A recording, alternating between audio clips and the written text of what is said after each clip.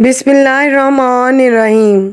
शुरू अल्लाह के नाम से जो बड़ा मेहरबान और निहायत रहम करने वाला है। नाज़रीन, अल्लाह तबारक व तआला ने कुरान मजीद में इरशाद फरमाया, और जिना के करीब भी ना जाओ, बेशक वो बेहयाई का और बुराई का रास्ता है।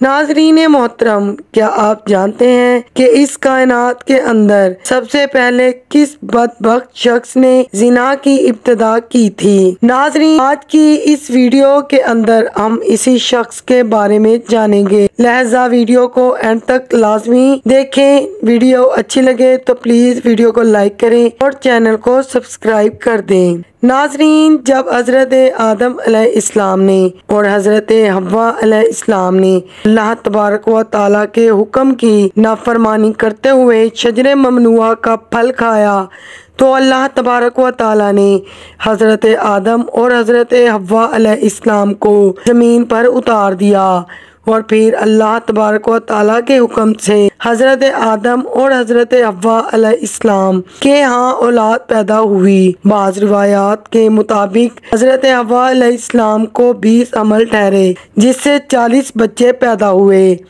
और हर हमल के दौरान एक लड़का और एक लड़की पैदा हुआ करती थी। नाज़रीन, याद रहे कि इस वक्त के कवानीन शरीयत हमारी आज की कवानीन शरीयत से बिल्कुल मुख्तलिफ थे। हज़रत आदम अलैहिस्सलाम के ज़माने के अंदर एक हमल से पैदा होने वाले लड़के की शादी दूसरे हमल की लड़की के साथ कर दी जाती थी, जबकि दूसरे हमल के लड़के की शादी पहले हमल की लड़की से कर दी जाती थी और एक हमल के बहन भाई आपस में बहन भाई करार पाते थे। नाज़रीन, इसी दौरान हज़रत आदम अलैहिस्सलाम के यहाँ काबील और हाबील अलैहिस्सलाम पैदा हुए। चुनाचे काबील की बहन अकलीमा बहुत ज्यादा खूबसूरत थी, जबकि जो लड़की हज़रत हाबील अलैहिस्सलाम के साथ पैदा हुई थी वो इतनी खूबसूरत नहीं थी। चुनाचे जब ये बच्चे बढ़कर जवान हुए और इनकी शादी का वक्त आया तो काबील ने हज़रत हाबील अलैहिस्सलाम की बहन के साथ निकाह करने से इनकार कर दिया और कहने लगा, ये तो बिल्कुल खूबसूरत नहीं है, मैं अपनी बहन अकलीमा के साथ निकाह करूंगा। नाज़रीन मोहतरम, ये मामला इस कदर बढ़ा कि हज़रत आदम अलैहिस्सलाम ने हुक्म दिया कि दोनों भाई अल्लाह तबारक व तआला की बारगाह में अपनी अपनी कुर्बानी पेश करें। चुनाचे जिसकी कुर्बानी अल्लाह तबारक व तआला की बारगाह के अंदर मकबूल होगी, वही शख्स अकलीमा के साथ शादी करेगा। नाज़रीन, काबील खेती बाड़ी का काम किया करता था, जबकि हाबील अलैहिस्सलाम बकरियां चराया करते थे, जो कि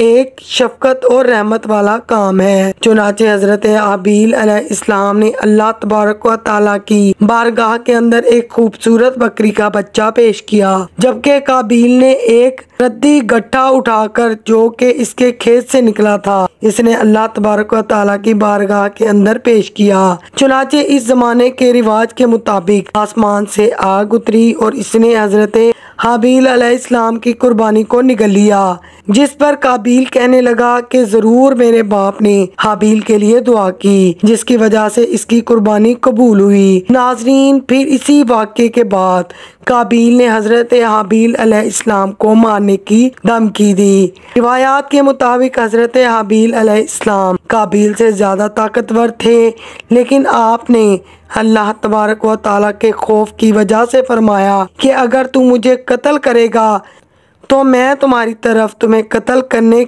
के लिए हाथ नहीं बढ़ाऊंगा। मैं चाहता हूँ कि क़यामत के दिन तू मेरे गुनाह के साथ आए। चुनाचे एक दिन काबील ने गुस्से में आकर हज़रत हाबील अलैहिस्सलाम के सर पर पत्थर मारा, जिसके नतीजे में आपकी मौत वाक़या हो गई। चुनाचे हज़रत हाबील अलैहिस्सलाम को कत्ल करने के बाद काबील बहुत परेशान हुआ और हाबील अलैहिस्सलाम की लाश को अपने कंधों पर उठाए कई दिन तक मारा मारा फिरता रहा। फिर अल्लाह तबारक व तआला के हुक्म से 2 कौवे आए और इन दोनों ने काबील के सामने झगड़ा किया। चुनाचे एक कौवे ने दूसरे कौवे को मार दिया और फिर उस कौवे ने जमीन कुरेद कर दूसरे कौवे को इसके अंदर डालकर इसके ऊपर मिट्टी डाल दी। चुनाचे काबिल ने जब कौवे को देखा तो अफसोस करने लगा कि मैं अपने भाई की लाश को भी ना छुपा सका।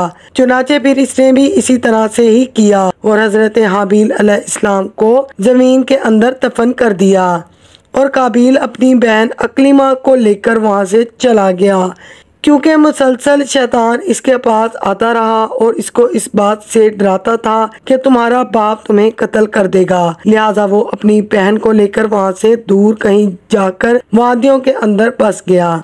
नाजरीन, इस वाक़ये के बाद हजरत आदम अलैहिस्सलाम बहुत ज़्यादा गम में रहा करते थे और आप अलैहिस्सलाम अल्लाह तबारक व तआला से दुआ किया करते थे कि या अल्लाह मुझे वारिस अता फरमा। चुनाचे इसी दौरान आपको हज़रत शीस अलैहिस्सलाम की बिशारत मिली। चुनाचे हज़रत शीस अलैहिस्सलाम जैसे ही पैदा हुए तो हज़रत आदम अलैहिस्सलाम ने बचपन ही से इनकी तरबियत पर खासी तवज्जो दी और हज़रत शीस अलैहिस्सलाम को आप अलैहिस्सलाम ने तमाम मामलात से आगाह किया। चुनाचे जब हज़रत शीस अलैहिस्सलाम जवान हुए तो हज़रत आदम अलैहिस्सलाम ने अपने बाद उनको मोमिनीन का खलीफा मुकर्रर किया और इन्हें इस बात का हुक्म दिया कि वो अपने भाई काबिल और इनकी औलाद से दूर रहें और मोमिनीन की जमात को भी इनसे दूर रखें। चुनाचे जब हजरत आदम अलैहिस्सलाम के विसाल का वक्त करीब आया तो हजरत आदम अलैहिस्सलाम यही वसीयत करते हुए इस दुनिया से चले गए। चुनाचे अल्लाह तबारक व तआला के मुकद्दस फरिश्ते नाजिल हुए और उन्होंने हजरत शीस अलैहिस्सलाम को हजरत आदम अलैहिस्सलाम को दफन करने का तरीका बयान किया।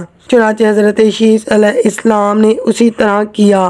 फिर उसके कुछ अरसे के बाद आपकी वालदा हजरत हव्वा अलैहिस्सलाम का भी इस दुनिया से इंतकाल हो गया। नाज़रीन मोहतरम, इस वाक़े के बाद जिना की इब्तदा हुई। इसके बारे में बनी इसराइल की रिवायत के अंदर हमें मिलता है कि काबिल और इसकी आलो औलाद एक वादी के अंदर रहा करते थे। चुनाचे एक दिन शैतान उनके पास एक गुलाम की शक्ल में आया और एक शख्स के यहाँ उजरत पर काम करने लगा।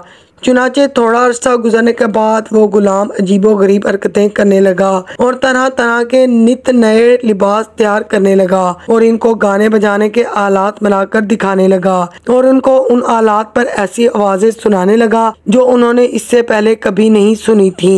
चुनाचे वो लोग तो पहले ही हक से दूर थे और वो फिस्को फजूर के अंदर मुब्तला हो गए और उन्होंने अपना एक ईद का दिन मुकर्रर कर लिया जिसके अंदर इनकी औरतें बरहना लिबास पहनकर और जमाना जाहिलियत की तरह नीम उरिया लिबास पहनकर आती थीं और मर्दों के साथ इख्तलात किया करती थीं। नाज़रीन, हजरत शीस अलैहिस्सलाम के साथ रहने वाले मोमिनीन दूर ही से इन गाने बाजों की आवाज़ें सुना करते थे। चुनाचे एक दिन उन मोमिनीन में से एक शख्स के दिल में ख्याल आया कि क्यों ना मैं जाके देखूं कि आखिर ये क्या मामला है। चुनाचे इस शख्स ने चोरी छुपे वहां से हिजरत की और ईद के दिन जिस दिन काबिल और उसकी आल औलाद फिस्को फजूर में मुब्तला होती थी वो शख्स वहां पर पहुंचा। इसने वहां जाकर औरतों को देखा कि वो तो बहुत ज़्यादा हसीन और जमील थीं। नाजरीन, इस हवाले से रिवायत के अंदर आता है कि हज़रत शीस अलैहिस्सलाम और इनके साथ जो मोमिनीन की जमात थी इनके मर्द बहुत ज़्यादा हसीन और जमील थे और इनके साथ जो औरतें थीं वो बाज़ाहिर इतनी खूबसूरत नहीं थीं, जबकि काबिल की आल औलाद के अंदर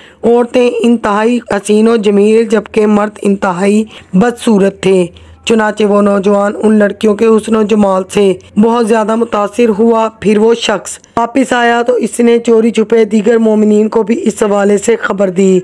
फिर आहिस्ता आहिस्ता इन मोमिनीन लोगों में से बाज़ कमज़ोर ईमान वालों ने वहाँ से हिजरत की। इस तरह बाज़ लोग हिजरत करके काबिल की औलाद के अंदर जाकर वहाँ पर इनकी औरतों के फितने के अंदर मुब्तला हो गए और ये फिस्को फजूर करने लगे और आपस में जिनाकारियाँ करने लगे, जिससे जिना जैसे कबीरा गुनाह की इब्तदा हुई। नाज़रीन, रिवायात में आता है कि हज़रत शीस अलैहिस्सलाम के साथ रहने वाले मोमिनों की तादाद बहुत कम हो गई थी, जबकि काबिल का गिरोह बहुत ज़्यादा और ताकतवर हो चुका था। चुनाचे वो अपनी बस्तियों के अंदर भी फितना फसाद फैलाते और अपनी बस्तियों से निकलकर हजरत शीस अलैहिस्सलाम के साथ रहने वाले मोमिनीन को कत्ल करते थे और इनको तरह तरह की तकलीफें और रज़ाएं दिया करते थे।